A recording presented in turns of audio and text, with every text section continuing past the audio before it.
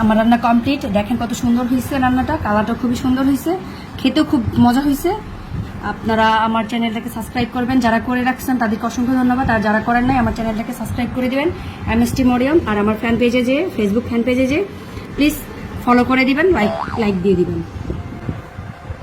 আসসালামু আলাইকুম এভরিওয়ান, সবাই কেমন আছেন? আমি আলহামদুলিল্লাহ অনেক ভালো আছি।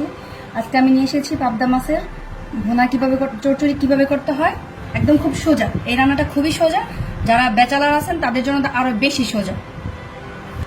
প্রথমে আমি দিয়ে দিব তেল পরিমাণ মতো।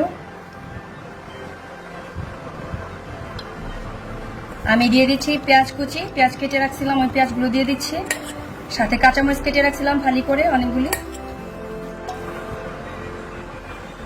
দিয়ে দিচ্ছি হাফ টেবিল চামচ আদা, 1 চামচ পরিমাণ রসুন বাটা, রসুনটা একটু বেশি লাগে। দিয়ে দিচ্ছি হলুদ 1 চামচ, মরিচের গুঁড়া এটা 1 চামচ পরিমাণ, হলুদ গুঁড়া দিয়ে দিচ্ছি 1 চামচ পরিমাণ। এই রান্নাটা খুবই সোজা। দিয়ে দিচ্ছি লবণ 1 চামচ পরিমাণ, এটা বেশি লবণ লাগবে না কারণ অল্প একটু। এখন আমরা এটাকে ভালো করে একটু মেখে নিব, তারপর আমরা পাবদা মাছ দিয়ে দিব। এই রান্নাটা খুবই সোজা আর খুবই সহজভাবে করা যায়।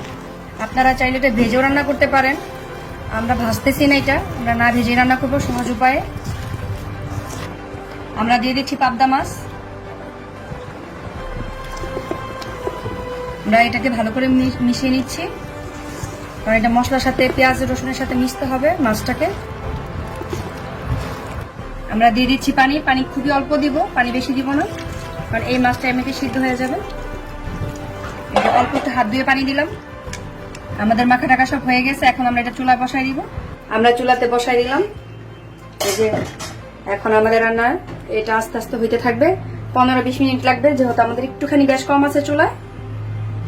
এটাকে আমরা ঢাকনা দিয়ে দিব। এখন আমরা এটাতে এখন ঢাকনা দিয়ে দিব। হ্যাঁ, এই যে আমাদের রান্না প্রায় হয়ে যাচ্ছে, অর্ধেক হয়ে গেছে। এই জলটা যখন পুরোপুরি শুকিয়ে যাবে তখন রান্নাটা হয়ে যাবে কমপ্লিট। দেখেন কি সুন্দর হচ্ছে, খুবই সহজ এই রান্নাটা। আমাদের পাবদা মাছ হয়ে গেছে, এখন আমরা ধনেপাতা দিয়ে দিচ্ছি। খুব সুন্দর একটা স্মেল বের হয়েছে আর কালারটা খুব সুন্দর হয়েছে। খুব সহজ এই রান্নাটা। আমাদের রান্না হয়ে গেছে, এখন আমরা চুলা বন্ধ করে দিচ্ছি।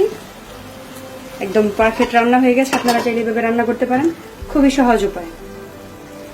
আর এই পাবদা মাছটাও কিন্তু খেতে খুবই মজা।